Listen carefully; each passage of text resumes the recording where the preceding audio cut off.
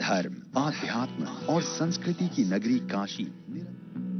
धर्म, आध्यात्म और संस्कृति की नगरी काशी निरंतर विकास पथ पर अग्रसर है। काशी के सांसद और देश के प्रधानमंत्री श्री नरेंद्र मोदी जी की प्रेरणा और संकल्प से काशी में विकासोन्मुख परियोजनाएं पूर्ण हो चुकी हैं। 118 करोड़ 20 लाख की लागत से आईपीडीएस योजना के दूसरे चरण में 7 रूट पर 11 केवी लाइनों, एलटी लाइनों एवं सर्विस लाइनों को भूमिगत करने का कार्य एवं स्मार्ट प्रकाश व्यवस्था के कार्य 23 करोड़ की लागत से पूर्ण। गंगा एक्शन प्लान के तहत एसटीपी एवं पंपिंग स्टेशन के पुनरुद्धार का कार्य 19 करोड़ 8 लाख की लागत एवं लाल बहादुर शास्त्री एयरपोर्ट पर 9 करोड़ की लागत से 2 पैसेंजर बोर्डिंग ब्रिज का निर्माण भी संपन्न। 8 करोड़ 76 लाख की लागत से डॉक्टर संपूर्णानंद स्पोर्ट्स स्टेडियम के आवासीय परिसर, चेंजिंग रूम, पार्किंग स्थल के नवीनीकरण के कार्य एवं 7 करोड़ 89 लाख की लागत से 105 आंगनबाड़ी केंद्र का निर्माण, 7 करोड़ 88 लाख की लागत से सारनाथ में लाइट एंड साउंड शो का निर्माण, रामनगर के लाल बहादुर शास्त्री अस्पताल का उच्चीकरण पूर्ण किया जा चुका है। 6 करोड़ 26 लाख की लागत से 102 गौ आश्रय केंद्र का निर्माण, 4 करोड़ 58 लाख की लागत से 250 से अधिक आबादी वाले 16 ग्रामों की सड़कों का नवनिर्माण, 3 करोड़ 25 लाख की लागत से सर्किट हाउस के सभागार का सुंदरीकरण भी पूर्ण, 1 करोड़ 99 लाख की लागत से केंद्रीय कारागार की बाउंड्री वॉल का निर्माण भी। नकटेश्वरी भवानी मंदिर में पर्यटन विकास के निमित्त 1 करोड़ 67 लाख की लागत से बाउंड्री वॉल एवं गेट निर्माण, 80 लाख की लागत से जनसा में बहुउद्देशीय बीज भंडार और तकनीक डिसेमिनेशन सेंटर का निर्माण पूर्ण। माननीय मुख्यमंत्री जी एवं शासन के सतत अनुश्रवण से सभी परियोजनाओं की गुणवत्ता सुनिश्चित कराई जा रही है। काशी के विकास को गति देने वाली जिन परियोजनाओं का शिलान्यास हो रहा है, उन पर एक नजर। स्मार्ट सिटी वाराणसी में 128 करोड़ 4 लाख की लागत से उन्नत सर्वेलांस प्रणाली की निर्माण योजना, 126 करोड़ 25 लाख की लागत से बेनियाबाग में पार्किंग, बहुउद्देशीय पार्कों का निर्माण एवं खिड़किया घाट में नौकाओं हेतु सीएनजी स्टेशन के साथ ही बेहतर पर्यटन की कार्य योजना, 37 करोड़ 82 लाख की लागत से पुरानी काशी के 3 वार्ड की पुनर्विकास योजना, 23 करोड़ 46 लाख की लागत से दशाश्वमेध घाट पर पर्यटक सुविधा एवं बाजार के निर्माण की योजना, 22 करोड़ 90 लाख की लागत से वाराणसी में केंद्रीय वित्त आयोग एवं अवस्थापना निधि से वित्त पोषित 18 सड़क निर्माण योजना, 34वीं वाहिनी पीएसी के लिए बैरक निर्माण की योजना जिसकी लागत 20 करोड़ 4 लाख रुपए है। औद्योगिक क्षेत्र चांदपुर महेशपुर में 10 करोड़ 84 लाख की लागत से आंतरिक मार्गों एवं नालियों की सुदृढ़ीकरण योजना, गंगा प्रदूषण नियंत्रण के तहत 10 करोड़ 62 लाख की लागत से गंगा में गिरने वाले शाही नाले को टैप कर दीनापुर एसटीपी में ट्रीटमेंट की कार्य योजना, पद्म विभूषण गिरिजा देवी सांस्कृतिक संकुल में 6 करोड़ 30 लाख की लागत से हॉल के उच्चीकरण की योजना, 4 करोड़ 90 लाख की लागत से विभिन्न स्थानों पर पर्यटन विकास की कार्य योजना, 2 करोड़ 94 लाख की लागत से सेवापुरी में 11 गांव की सड़कों की नवनिर्माण योजना। माननीय प्रधानमंत्री जी के नेतृत्व में काशी विकास के पथ पर निरंतर अग्रसर है। अब मैं माननीय प्रधानमंत्री जी से अनुरोध करता हूं कि वो बटन दबाकर सभी परियोजनाओं का डिजिटल लोकार्पण व शिलान्यास करने की कृपा करें।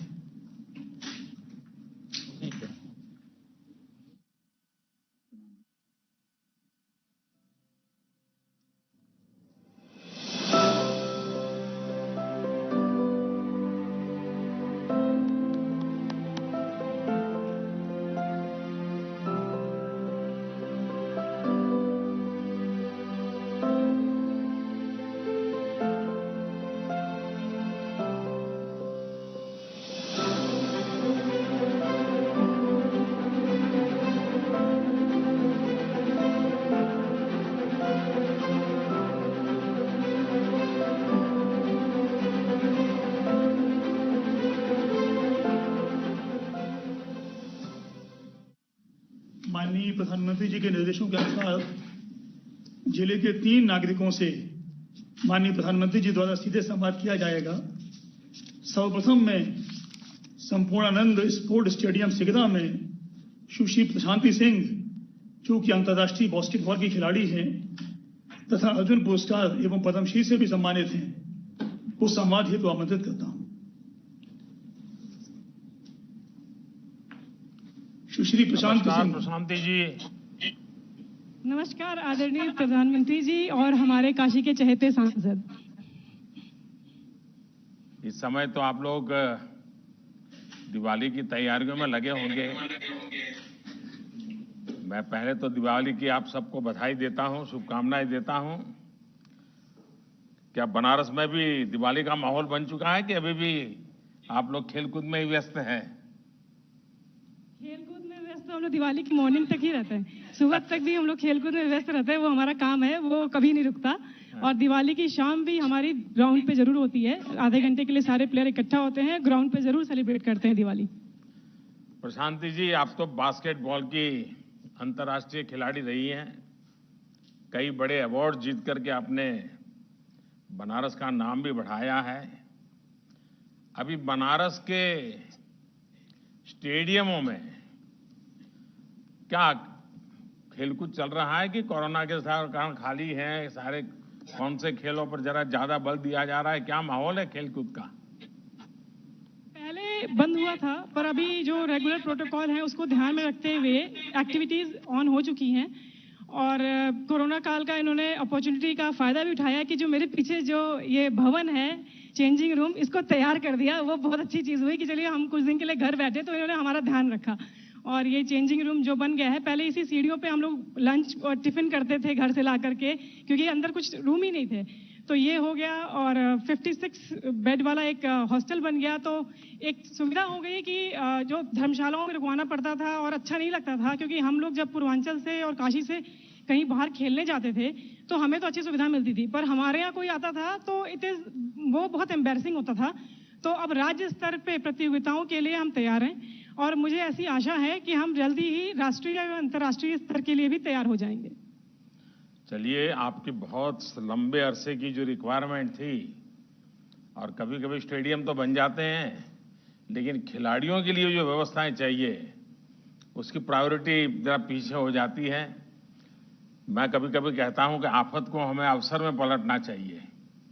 काशी वासियों ने आफत के समय को एक अवसर में पलटा और ये चेंजिंग रूम, आवासीय भवन, ये सब बना दिया। और मुझे विश्वास है कि इसके कारण खिलाड़ियों को तो बहुत लाभ होगा ही होगा और एक प्रकार से ईज ऑफ स्पोर्टिंग इसका एक अवसर बनाएगा। इसका लाभ अभी क्या लगता है आपके खेल जगत के साथियों में इसकी चर्चा हो रही है? जी बिल्कुल चर्चा हो रही है और एक ऐसा हम लोग एक ऐसी हम लोग की सोच है और ऐसा हम लोग सोच रहे हैं कि सारे देश में आपकी एक बड़ी परियोजना जो है कि खेलो इंडिया, उसके तहत जो NCOE खुल रही है, नेशनल सेंटर ऑफ एक्सीलेंस खुल रहे हैं। तो एक बनारस में भी जरूर खुल जाए, क्योंकि सारे देश में खुल रहा है तो काशी क्यों पीछे रहे भाई। तो हमारे पास भी एक खुल जाए तो बड़ा अच्छा हो जाएगा। तो हम अभी राज्य स्तर के लिए तैयार हो चुके हैं, तो हम राष्ट्रीय और अंतर्राष्ट्रीय लेवल के लिए भी तैयार हो जाएंगे, ऐसी मेरी आशा है और ऐसा मेरी आपसे एक रिक्वेस्ट भी है। चलिए, आपने मांग ही लिया। लेकिन अच्छा है, आपको स्पोर्ट्स की आवश्यकताएं सरकारी बाबू बैठ करके कोई योजना करे उससे ज्यादा जब स्पोर्ट्स से जुड़े हुए खिलाड़ी, कोचेज ये जो सुझाव देते हैं उससे जो चीजें बनती है वो सच्चे अर्थ में काम आती है। और आपने देखा होगा कि मैं लगातार खेल जगत से जुड़े लोगों से उनके अनुभव सुनता रहता हूं, उनकी जानकारियां लेता रहता हूं और फिर उनको कहीं कहीं ढालने की कोशिश भी करता हूं। लेकिन आपने जो सुझाव दिया है उस पर जरूर शासन भी विचार करेगा और खेल जगत में बनारस हर प्रकार से प्रगति करे। बनारस की युवा पीढ़ी के जहन के अंदर खेल, और जब खेल होता है, स्पोर्ट्स होता है तो स्पोर्ट्समैन स्पिरिट भी होता है और वो स्पिरिट जो है वो बहुत बड़ी ताकत होता है। चलिए प्रशांति जी, मेरी आपको बहुत शुभकामनाएं और आने वाले त्योहारों की आपको, आपके परिवार को और खेल जगत के सभी साथियों को बहुत बहुत शुभकामनाएं। धन्यवाद। बहुत बहुत धन्यवाद।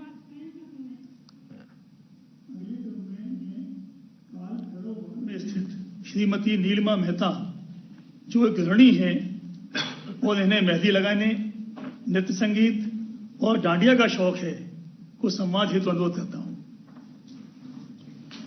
जय काशी कोतवाल। नीलिमा जी कैसी हैं आप? सर बहुत अच्छे। सर एक रिक्वेस्ट है आपसे, सर प्लीज मुझे नीलिमा मेहता जी मत कहिए, मुझे नीलिमा से ही बुलाइए। मुझे ऐसा है, मेरे संस्कार भी बने रहने चाहिए, मेरी आदत भी बनी रहनी चाहिए। काल भैरव की गलियों से आपके बड़ा साफ सुथरा तो दिख रहा है मुझे आज ये छोटी सी गली, लेकिन दिवाली की रौनक आई है नहीं आई है?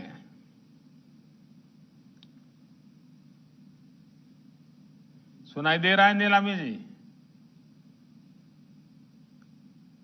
नीलिमा जी आपको सुनाई दे रहा है?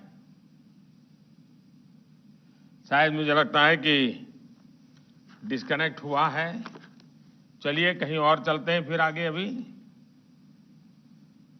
मैं चांदपुर महेशपुर इंडस्ट्रियल एरिया में श्री विपुल कुमार अग्रवाल जो वाराणसी के प्रतिष्ठित व्यवसायी हैं तथा कृषि संबंधी सामग्री का निर्माण करते हैं को सम्मान हेतु आमंत्रित करता हूं। विपिन जी नमस्ते। माननीय प्रधानमंत्री जी नमस्कार। मैं 153 इकाइयों की ओर से आपको सादर प्रणाम करता हूं। मैं औद्योगिक आस्थान चांदपुर वाराणसी से बोल रहा हूं। यहां पर 60 एकड़ में 153 यूनिट्स हैं। हमारी 10 यूनिट्स इस प्रकार की हैं जो कि पूरी तरह से एक्सपोर्ट ओरिएंटेड हैं। इनका प्रतिष्ठित यूनिट्स का देश विदेश में अपनी स्थापित यूनिट्स हैं और इस कारण बायर्स भी हमारे यहाँ आते हैं, परंतु हमारी उस समय स्थिति ऐसी हो जाती है, मोर जैसी हो जाती है कि वो सुंदरता बिखेरता है, प्रसन्नता व्यक्त करता है, परंतु जब वो पैर की ओर देखता है तो वो उदास हो जाता है। तो इस कारण जो हमारी सड़कों की स्थिति थी और हमारी एसोसिएशन के माध्यम से हम प्रशासन को और उस समय वर्तमान सरकारों को बताते थे, परंतु बहुत ध्यान नहीं दिया गया। इस कारण से सारी पूर्णता के बावजूद हम लोग अपने बायर्स को बुलाने में यहाँ पर डरते थे कि वो हमारी जो स्थिति है वहाँ से वाकिफ होंगे और फिर वो हमारे लिए उचित स्थिति नहीं रहेगी। परंतु जब वर्तमान सरकार आई, उनके संज्ञान में डाला गया, अधिकारियों ने सहयोग किया, तो 10 करोड़ 83 लाख रुपया हमें सैंक्शन हुए हैं और उसके साथ साथ ही कार्य भी शुरू हो गया है।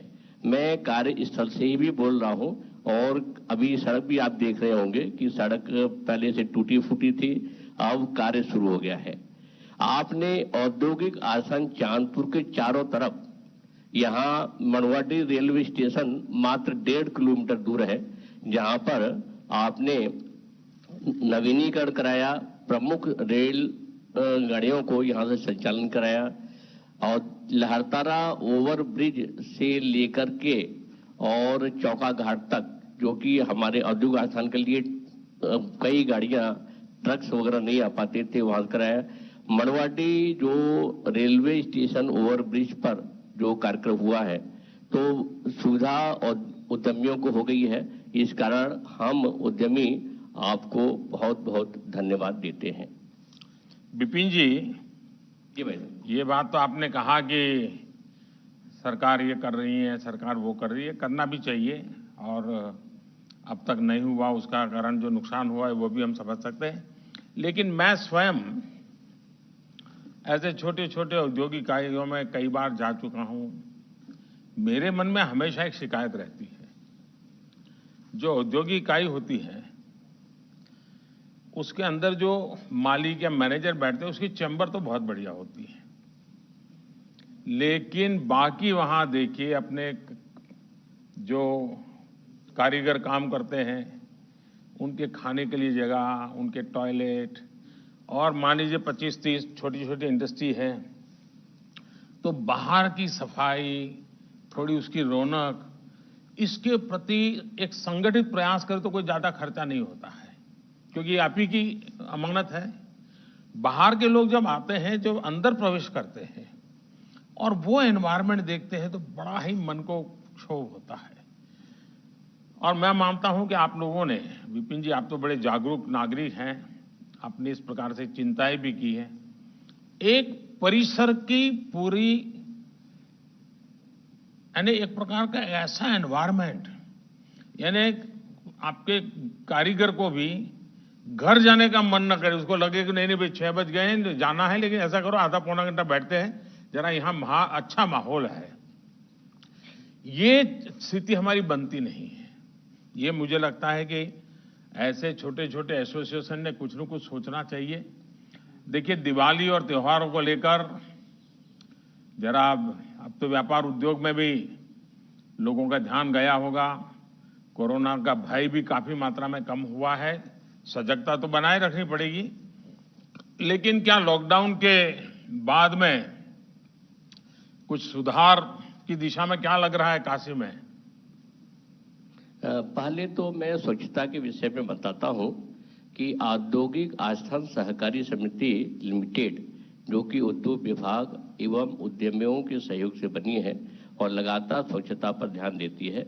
वृक्षारोपण हमारे यहाँ, मैं समझता हूँ, नोएडा के बाद दूसरी स्थिति होगी जो कि जिस प्रकार का हमारे यहाँ वृक्षारोपण हुआ है कि यहाँ पर शांतिपूर्ण वातावरण रहता है। ये कमी जो थी वो आपके द्वारा पूरी हो रही है।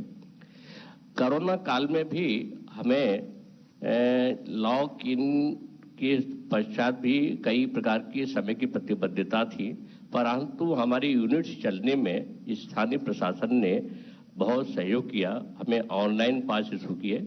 इस कारण से हमारे उद्योग चलते रहे। एक कठिनाई आ रही थी कि हमारा टर्नओवर, कैश फ्लो या लेन देन एक तरह से बिल्कुल समाप्त हो गया था। किसी के पास पैसा देने के लिए नहीं रह गया था। इस कारण से हमारे उद्योग प्रभावित हो रहे थे। हम कच्चा माल परचेज नहीं करने की स्थिति में थे। परंतु जब आपकी स्कीम सीसी लिमिट्स को बढ़ाने की आई तो उसने संजीवनी का कार्य किया और एक तरह से जो जाम पहिया था वो पहिया एक बार चालू हो गया। तो उसके बाद से अब स्थिति इस प्रकार की है कि हम सामान्य स्थिति में आ गए हैं और कार्यक्रम उसी प्रकार से अब चालू चल रहे हैं। अब कोरोना का कोई डर भय कुछ नहीं है, परंतु हम लोग मास्क और सैनिटाइजेशन जो भी आप हमें निर्देश दिए हैं उसका पूरा पालन करते हैं, क्योंकि हम आपको वाराणसी का अभिभावक मानते हैं। आप जैसा निर्देश देते हैं वैसा पालन करते हैं। आप लोगों ने, प्रदेश सरकार ने, राज्य सरकार ने, केंद्र सरकार ने उद्योगों के लिए, वाराणसी के लिए बहुत किया है। अब हमारी बारी है और हम कोशिश करेंगे कि आत्मनिर्भरता के लिए जो भी प्रोडक्ट्स हम लोग बना सकते हैं, विदेशों से भी निर्भरता समाप्त करके दिवाली पर हम कम आकर्षक झालर इस्तेमाल करेंगे, परंतु विदेशी झालर को इस्तेमाल नहीं करेंगे। ऐसा काशी में 3-4 वर्षों से विभिन्न संगठनों के द्वारा प्रयास चल रहा है। इस बार और पुरजोर से ये कार्यक्रम चलेगा। निश्चित रूप से हम आत्मनिर्भरता की ओर आगे बढ़ेंगे। चलिए विपिन जी, आपकी बातें सुनकर के बहुत अच्छा लगा और मैं तो क्या अभिभावक हो सकता हूं। काशी का हर बेटा बेटी काशी के सच्चे अभिभावक है। आज काशी जो भी है काशी वासियों के कारण है। मेरा तो सौभाग्य है कि ऐसी एक पवित्र नगरी में आप लोगों के बीच कुछ न कुछ काम करने का अवसर मिला, कुछ सीखने का अवसर मिला। तो मैं तो काशी का एक प्रकार से जितना धन्यवाद करूं उतना कम है। फिर एक बार विपिन जी, मैं आपका बहुत धन्यवाद करता हूं। क्या नीलिमा जी यहाँ फिर से कनेक्टिविटी हुई क्या? धन्यवाद, नमस्कार। हाँ बताइए Neelima ji. Sir please Neelima ji Neelima sir बताइए। मैं नीलिमा मेहता, वार्ड 85 काल भैरव की तरफ से आपको प्रणाम, जय श्री कृष्णा करती हूँ। ये गली तो बड़ी साफ सुथरी आज दिख रही है, आज ही है कि हमेशा होती है? सर ये आपकी देन है। नहीं, मेरी क्या देन है जी। नहीं, ये मार्ग देखिए, साफ सुथरा तो नागरिकों की मदद के बिना संभव ही नहीं होता है। अगर ये साफ सुथरा दिख रहा है इतना, ऐसा लगता है वहीं बैठ करके खाना भी खा सकते हैं। इतना काशी की गली इतनी साफ सुथरी हो, ये देख करके इतना मन को आनंद हो रहा है जी। क्योंकि यही काशी के भविष्य के साथ जुड़ा हुआ विषय है। काशी लोग देखने आते हैं, काशी से प्रेरणा लेने आते हैं, और जब काशी के एक एक गली, एक एक कण को लोग पवित्र मानते हैं, और आपने जिस प्रकार से रौनक बनाई है, तो मैं तो आपके इस इलाके के सभी लोगों को बधाई देता हूं। और दिवाली के कारण वहां तो अब तो जो मेरा एक प्रयास चला है रोशनी का, लाइट पहुंचाने का, क्या आपकी गलियों तक पहुंचा क्या? हाँ हाँ, बिल्कुल बिल्कुल, ये स्मार्ट सिटी के अंतर्गत ही आया है। हाँ। ये इलेक्ट्रिक है, वाटर सप्लाई है, सीवर लाइन है, और ये चौके जो बिछे हैं वो, और पेंटिंग का काम, ये सारे स्मार्ट सिटी के अंतर्गत शुरू हो चुके हैं। क्या उसका प्रभाव क्या है? जब शाम को ये नई रोशनी वगैरह होती है तो क्या प्रभाव है? शाम को लगता है कि एकदम मजा आ गया, मस्ती आ गई, ऐसा फील होता है। और जो पानी की बहुत समस्या थी, स्पेशली कि मतलब जो गली है उसमें बहुत दिक्कत थी, हालांकि मेरे मोहल्ले में भी वो चीज थी, लेकिन ये स्मार्ट सिटी के अंतर्गत जो कार्य हुए हैं वो समझ लीजिए द बेस्ट, मजा आ गया। पानी तो मतलब बहुत ही सुंदर, और ये सिविल लाइन जो बार बार हर टाइम चौक हो जाते थे, फीलिंग ऊपर आती थी, गंदगियां ऊपर आती थी, वो सबसे निजात मिला है। और ये जो चौके बिछे हैं वो, एक तो बनारस गलियों का शहर है, ठीक, फिर उसके बाद यहाँ चूहे, ये मतलब अपना काम पूरा करते हैं, तो ये जो चौके बिछे हुए हैं वे पूरे सिरमेंटेड होने के बाद इस पे चौके बिछे हैं, जो कि मतलब देखने में आप देख ही रहे हैं कि ये हो चुके हैं, इतने सुंदर है। मन तो ऐसा करता है कि घर की गली के बाहर निकल के झाड़ू खुद लगा दे, ऐसा होता है। बहुत बढ़िया बताया आपने। चलिए, मेरी काशी वासियों के साथ आज मुझे बातचीत करने का मौका मिला, मुझे बहुत अच्छा लगा। बहुत बहुत धन्यवाद आप सबका। सर, धन्यवाद मुझे भी कहना है कि आपके मार्गदर्शन से और ये प्रोजेक्ट पे जो टीम वर्क काम कर रही है, और मेरे सभासद की बहुत बहुत धन्यवाद, जिसकी वजह से मतलब एटलीस्ट वो मेरे मोहल्ले में आते थे तो मेरी परेशानी, मतलब मेरी पर्टिकुलर नहीं, मेरे मोहल्लों की जो लोगों की परेशानी थी, एटलीस्ट वो सुनते थे और उस पे 1 ही 2 दिन में वो तुरंत वर्क करते थे। इसलिए मैं काशी वासी की तरफ से, पूरे वार्ड 85 की तरफ से मैं आपको धन्यवाद और पूरी टीम को धन्यवाद करती हूँ। सबका बहुत बहुत धन्यवाद। मैं अत्यंत आदरपूर्वक माननीय प्रधानमंत्री जी से अनुरोध करता हूं कि वो अपना आशीर्वचन देने की कृपा करें। अभी आप सभी साथियों से मुझे बात करने का मौका मिला, जरा मुझे अच्छा लगा, और शहर में विकास के जो काम हो रहे हैं, जो निर्णय सरकार ने लिए हैं, उनका लाभ बनारस के लोगों को भी हो रहा है, और ये सब कुछ हो रहा है तो इसके पीछे बाबा विश्वनाथ का ही आशीर्वाद है।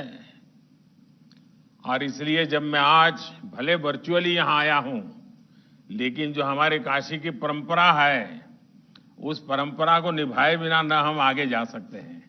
और इसलिए अभी जो भी मेरे साथ कार्यक्रम में जुड़े हैं, हम सभी एक साथ बोलेंगे, हर हर महादेव। धनतेरस, दीपावली, अन्नकूट, गोवर्धन पूजा और डाला छठ, आप सब लोगन के बहुत बधाई हो। माता अन्नपूर्णा आप सबके धन धान्य से समृद्ध करें। हमार कामना हो कि बाजारन में रौनक और बढ़े। मेरी काशी की गलियां गुलजार हो और बनारसी साड़ियों का कारोबार भी चमके। कोरोना से लड़ते हुए भी हमारा किसान भाई खेती पर खूब ध्यान दिलन। बनारस ही नहीं, पूरे पूर्वांचल में यह बार अगहनी फसल अच्छी हो, ई की खबर मितल हो। किसान का परिश्रम स्वतः के लिए नहीं, बल्कि पूरे देश के काम आवेला। आप अन्य देवता लोगन का बहुत अभिनंदन हो। कार्यक्रम में मेरे साथ जुड़े उत्तर प्रदेश के यशस्वी मुख्यमंत्री श्रीमान योगी आदित्यनाथ जी,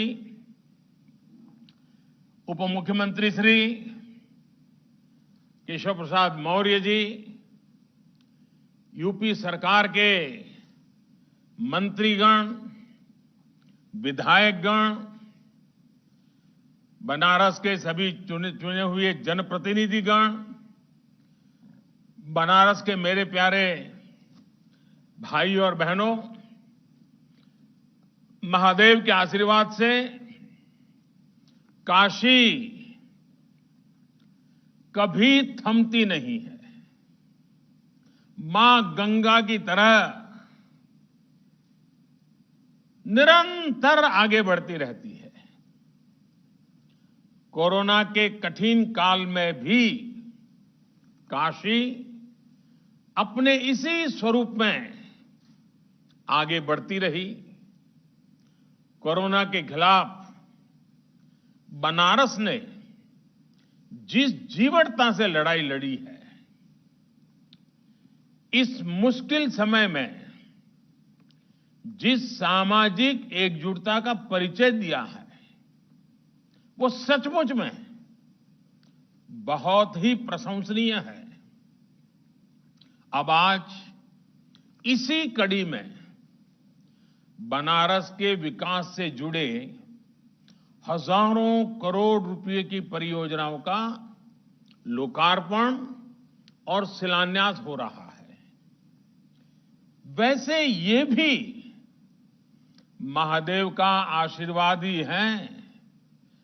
जब भी काशी के लिए कुछ नए कार्यों की शुरुआत होती है, पुराने कई संकल्प सिद्ध हो चुके होते हैं।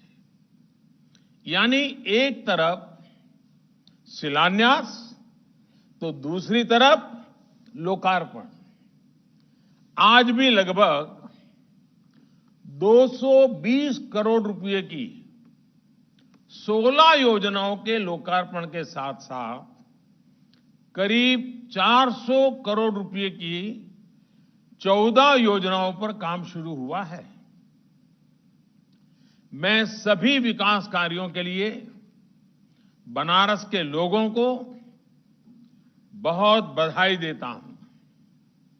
काशी में, उत्तर प्रदेश में बिना रुके, बिना थके चल रहे इन विकास कार्यों का श्रेय मुख्यमंत्री श्रीमान योगी आदित्यनाथ जी को और उनकी पूरी टीम को, मंत्रिपरिषद के सदस्यों को, चुने हुए जनप्रतिनिधियों को, सरकारी मशीनरी से साथ जुड़े हुए सभी मुलाजिम को, इन सबको इस सफलता के लिए पूरा का पूरा श्रेय जाता है। योगी जी और उनकी टीम को जन सेवा के इस एक निष्ठ प्रयासों के लिए बहुत बहुत बधाई और शुभकामनाएं। साथियों, बनारस में शहर व देहात के ई विकास योजना में पर्यटन भी हो, संस्कृति भी और सड़क, बिजली, पानी भी। हरदम प्रयास यही होला कि आपन काशी के हर शख्स के भावनाओं के अनुरूप ही विकास का पहिया आगे बढ़े।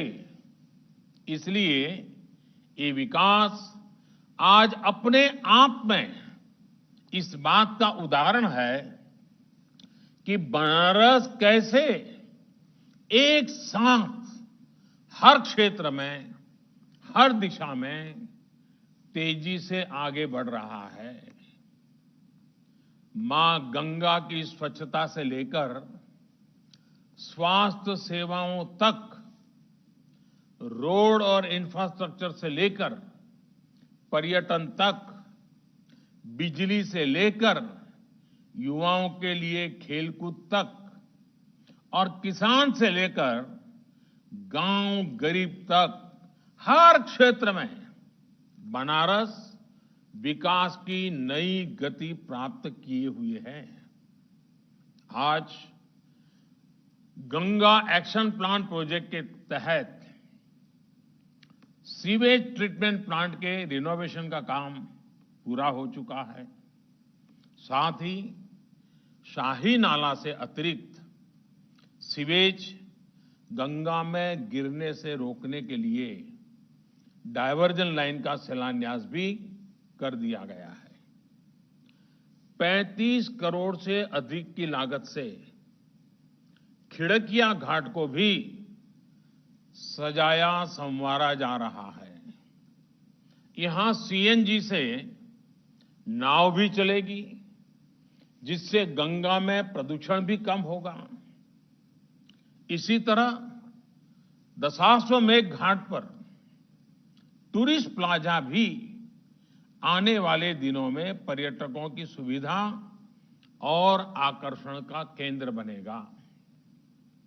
इससे घाट की सुंदरता भी बढ़ेगी, व्यवस्था भी बढ़ेगी। जो स्थानीय छोटे छोटे व्यापार हैं, ये प्लाजा बनने से उनकी भी सुविधा और ग्राहक बढ़ेंगे।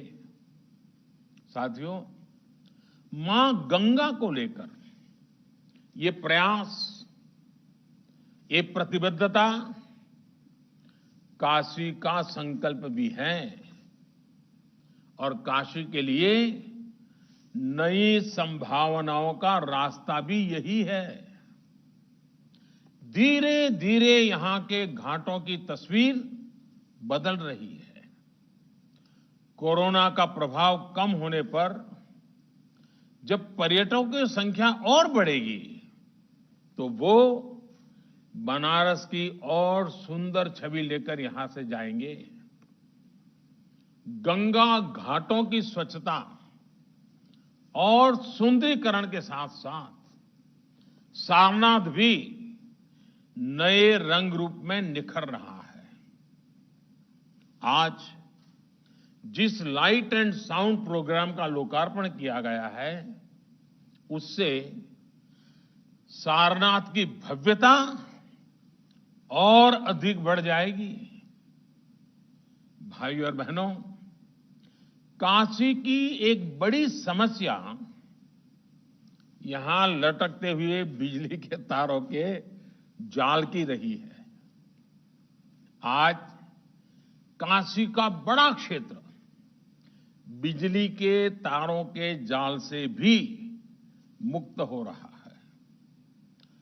तारों को अंडरग्राउंड करने का एक और चरण आज पूरा हो चुका है। कैंट स्टेशन से लहुराबीर, भोजूबीर से महावीर मंदिर, कचहरी चौराहा से भोजूबीर तिराहा, ऐसे 7 रूट्स पर भी बिजली के तारों से अब छुटकारा मिल गया है। इतना ही नहीं, स्मार्ट एलईडी लाइट से गलियों में रोशनी और सुंदरता भी फैलेगी। साथियों, बनारस की कनेक्टिविटी हमेशा से हमारी सरकार की सर्वोच्च प्राथमिकता रही है। काशी वासियों का और काशी आने वाले हर पर्यटक, हर श्रद्धालु का समय सड़क जाम में न व्यर्थ हो, इसके लिए नए इंफ्रास्ट्रक्चर का निर्माण किया जा रहा है। बनारस में आज एयरपोर्ट पर सुविधाएं बढ़ रही हैं। बाबतपुर से शहर को कनेक्ट करने वाली सड़क भी अब बनारस की नई पहचान बनी है। आज एयरपोर्ट पर 2 पैसेंजर बोर्डिंग ब्रिज, उसका लोकार्पण होने के बाद इन सुविधाओं को और विस्तार होगा। ये विस्तार इसलिए भी जरूरी है क्योंकि 6 वर्ष पहले यानी आपने मुझे आपकी सेवा करने का अवसर दिया, उसके पहले बनारस में हर दिन 12 फ्लाइट चलती थी। आज इससे 4 गुना यानी 48 फ्लाइट चलती हैं, 48 फ्लाइट्स। यानी बनारस में सुविधाएं बढ़ती देख बनारस आने वाले लोगों की संख्या भी बढ़ रही है। भाइयों और बहनों, बनारस में तैयार हो रहा आधुनिक इंफ्रास्ट्रक्चर यहां रहने वाले और यहां आने वाले दोनों ही तरह के लोगों का जीवन आसान बना रहे हैं। एयरपोर्ट से जुड़ी कनेक्टिविटी के साथ साथ रिंग रोड हो, महमूरगंज मन्नूवाड़ी फ्लाईओवर हो, NH-56 का चौड़ीकरण हो, बनारस आज रोड इंफ्रास्ट्रक्चर का भी कायाकल्प होते देख रहा है। शहर के भीतर और आसपास के इलाकों में भी सड़कों की तस्वीर बदली है। आज भी वाराणसी के अलग अलग क्षेत्रों के लिए सड़क निर्माण कार्यों का काम शुरू हुआ है।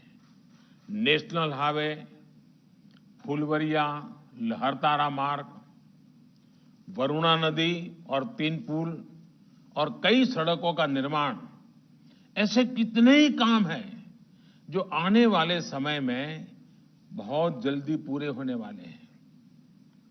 रोडवेज के इस नेटवर्क के साथ साथ बनारस अब वाटरवेज की कनेक्टिविटी में भी एक मॉडल बन रहा है। हमारे बनारस में आज देश का पहला इनलैंड वाटरपोर्ट बन चुका है। भाइयों और बहनों, बीते 6 सालों से बनारस में हेल्थ इंफ्रास्ट्रक्चर पर भी अभूतपूर्व काम हुआ है और मैं कह सकता हूं अभूतपूर्व काम हुआ है। आज काशी यूपी ही नहीं बल्कि एक तरह से पूरे पूर्वांचल के लिए स्वास्थ्य सुविधाओं का हब बनता जा रहा है। आज रामनगर में लाल बहादुर शास्त्री अस्पताल के मॉडर्नाइजेशन से जुड़े कामों के लोकार्पण से काशी की इस भूमिका का विस्तार हुआ है। रामनगर के अस्पताल में अब मैकेनाइज्ड लॉन्ड्रीज, व्यवस्थित रजिस्ट्रेशन काउंटर और कर्मचारियों के लिए आवासीय परिसर जैसी सुविधाएं उपलब्ध होगी। होमी भाभा कैंसर हॉस्पिटल और पंडित महामना मालवीय कैंसर हॉस्पिटल जैसे बड़े कैंसर इंस्टीट्यूट यहां पहले से ही सेवाएं दे रहे हैं। इसी तरह ESIC अस्पताल और BHU सुपर स्पेशलिटी अस्पताल की भी यहां गरीब से गरीब साथियों को, गर्भवती महिलाओं को बेहतर स्वास्थ्य सुविधाएं दे रहे हैं। साथियों, बनारस में आज जो ये चौतरफा विकास हो रहा है, हर सेक्टर में विकास हो रहा है, उसका पूर्वांचल सहित पूरे पूर्वी भारत को लाभ हो रहा है। अब पूर्वांचल के लोगों को छोटी छोटी जरूरतों के लिए दिल्ली और मुंबई के चक्कर नहीं लगाने पड़ते। बनारस और पूर्वांचल के किसानों के लिए तो स्टोरेज से लेकर ट्रांसपोर्ट तक की अनेक सुविधाएं बीते सालों में यहां तैयार की गई है।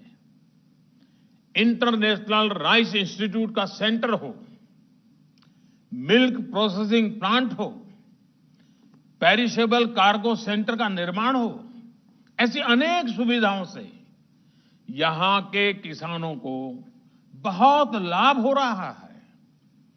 ये भी हमारे लिए गर्व की बात है कि इस साल पहली बार वाराणसी क्षेत्र से फल, सब्जी और धान को विदेश के लिए निर्यात किया गया है। किसानों के लिए बनी स्टोरेज सुविधाओं को विस्तार देते हुए आज कपसेठी में 100 मेट्रिक टन स्टोरेज क्षमता वाले गोदाम का लोकार्पण भी किया गया है। इसके अलावा जनसा में भी मल्टीपर्पज बीज गोदाम और डिसेमिनेशन सेंटर बनाया गया है।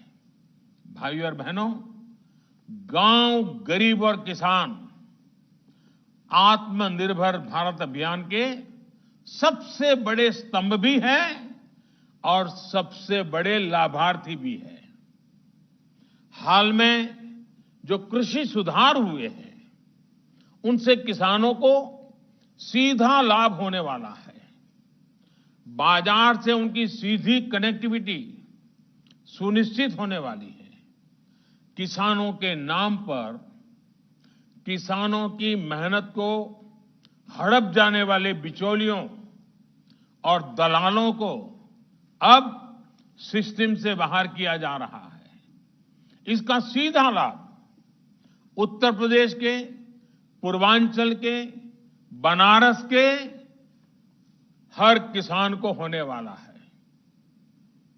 साथियों, किसान की तरह ही रेहड़ी पटरी ठेला चलाने वाले साथियों के लिए भी एक बहुत ही महत्वाकांक्षी योजना शुरू की गई है। आज प्रधानमंत्री स्वनिधि योजना के जरिए रेहड़ी पटरी वाले भाइयों बहनों को आसान लोन मिल रहा है। कोरोना के कारण इनको जो दिक्कतें आई वो दूर हो सके, उनका काम फिर से शुरू हो सके, इसके लिए उन्हें 10,000 रुपये की लोन सहायता दी जा रही है। इसी तरह गांव में रहने वाले लोगों को गांव की जमीन, गांव के घर का कानूनी अधिकार देने के लिए स्वामित्व योजना शुरू की गई है। गांवों में घर, मकान को लेकर जो विवाद होते थे, कभी कभी तो मारकाट हो जाती थी। कभी अगर गांव से शादी ब्याह में गए, वापस आते थे तो कोई और कब्जा कर लेता था। इन सारी समस्याओं से मुक्ति के लिए ये स्वामित्व योजना से, इस योजना से मिले प्रॉपर्टी कार्ड के बाद इस प्रकार की मुसीबतों की गुंजाइश नहीं रह जाएगी। अब गांव के घर या जमीन पर ये प्रॉपर्टी कार्ड आपके पास होने के कारण बैंक से ऋण मिलना भी आसान हो जाएगा। साथ ही जमीन पर अवैध कब्जेदारी का खेल भी खत्म हो जाएगा। पूर्वांचल को, बनारस को इन योजनाओं को बहुत बड़ा लाभ मिलने वाला है। साथियों, हमारे शास्त्रों में कहा गया है, काश्याम ही काशते काशी, काशी सर्व प्रकाशिका, अर्थात काशी को काशी ही प्रकाशित करती है और काशी सभी को प्रकाशित करती है। इसलिए आज विकास का जो प्रकाश फैल रहा है, जो बदलाव हो रहा है, ये सब काशी और काशीवासियों के आशीर्वाद का ही परिणाम है। काशी के आशीर्वाद से ही साक्षात महादेव का आशीर्वाद है, और जब महादेव का आशीर्वाद है तो बड़े से बड़ा काम भी आसान हो जाता है। मुझे विश्वास है कि काशी के आशीर्वाद से विकास की ये गंगा ऐसे ही कल कल करती रहेगी, अविरल बहती रहेगी। इन्हीं शुभकामनाओं के साथ आप सभी को एक बार फिर दीपावली, गोवर्धन पूजा और भैया दूज की हार्दिक बधाई। और मेरा आपसे एक आग्रह और भी है। आजकल आप देख रहे हैं लोकल के लिए वोकल, वोकल फॉर लोकल, इसके साथ ही लोकल फॉर दिवाली, इसके मंत्र को, इसकी गूंज चारों तरफ अब सुनाई देने लगी है। मेरा बनारस के लोगों से भी और देशवासियों से भी मेरा कहना है, लोकल फॉर दिवाली को खूब प्रमोट करें, खूब प्रचार करें। हर एक व्यक्ति जब गर्व के साथ लोकल सामान खरीदेगा, लोकल की चर्चा करेगा, लोकल प्रोडक्ट का गौरव करेगा, नए नए लोगों तक ये बात पहुंचाएगा कि हमारे लोकल प्रोडक्ट कितने अच्छे हैं, कितने शानदार हैं, किस तरह हमारी पहचान है, तो ये बातें दूर दूर तक जाएगी। इससे स्थानीय पहचान तो मजबूत होगी ही। जो लोग इन सामानों को बनाते हैं उनकी दिवाली भी और रोशन हो जाएगी। इसलिए मैं देशवासियों को दिवाली की पूर्व बार बार आग्रह करता हूं कि हम लोकल के लिए आग्रही बने। हर कोई वोकल बने लोकल के लिए, दिवाली बनाए लोकल के साथ। आप देखिए, पूरी अर्थव्यवस्था में एक नई चेतना आ जाएगी, नई जान आ जाएगी। वो चीजें जिसमें मेरे देशवासी के पसीने की महक हो, जो चीजें मेरे देश के नौजवानों की बुद्धि शक्ति का परिचायक हो, वो चीजें जो मेरे देश के अनेक परिवारों को नए उमंग और उत्साह के साथ नए संकल्प लेकर के अपने कार्य का विस्तार करने की ताकत देती है, उन सब के लिए एक हिंदुस्तानी के नाते मेरे देशवासियों के प्रति मेरा कर्तव्य बनता है। मेरे देश की हर चीज के लिए मेरा कमिटमेंट बनता है। आइए इसी भावना के साथ लोकल के लिए वोकल बने, दिवाली लोकल से मनाएं। और सिर्फ दिए नहीं, वरना कुछ लोगों को तो लगता है लोकल मतलब दिया ले लो। नहीं भाई, हर चीज कोई ऐसी चीज हो जो बिल्कुल हमारे देश में बनना संभव ही नहीं है, हम जरूर बाहर से लेना पड़ेगा। मैं ये भी नहीं कहूंगा कि आपके घर में बाहर से कोई चीज पहले लाई हुई है उसको फेंक दो, गंगा जी में बहा दो। जी नहीं, मैं ऐसे नहीं कहता।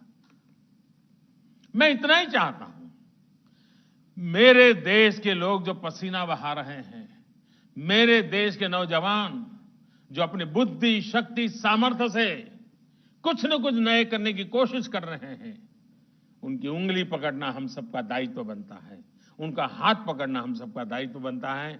उनकी चीजें लेते हैं, उनका हौसला बुलंद हो जाता है। आप देखिए, देखते ही देखते विश्वास से भरा हुआ एक नया पूरा वर्ग तैयार हो जाएगा, जो हिंदुस्तान को नई ऊंचाइयों पर ले जाने के लिए एक नई शक्ति के रूप में जुड़ जाएगा। और इसलिए मैं आज फिर से एक बार मेरे काशी वासियों से जब बात कर रहा हूं, तब दिवाली की शुभकामनाओं के साथ साथ काशी से जब मैंने मांगा, जो मांगा काशी ने जी भर करके मुझे दिया है, खुले मन से दिया है। लेकिन मैंने मेरे लिए न कभी मांगा है, न मुझे कुछ जरूरत रहे ऐसा आपने कुछ बाकी ही नहीं रखा है। लेकिन मैं काशी के हर प्रोडक्ट के लिए, काशी में निर्माण होने वाली हर चीज के लिए गीत गाता हूं, गौरव करता हूं, घर घर बात पहुंचाने का प्रयास करता हूं। मेरे देश की हर चीज को ये मौका मिले, यही मेरा आग्रह है। फिर एक बार मैं काशीवासियों को नमन करते हुए, काशी विश्वनाथ जी के चरणों में सर झुकाते हुए, काल भैरव को नमन करते हुए, माता अन्नपूर्णा को प्रणाम करते हुए आप सबको आने वाले सभी पर्वों की बहुत बहुत शुभकामनाएं देता हूं। बहुत बहुत धन्यवाद।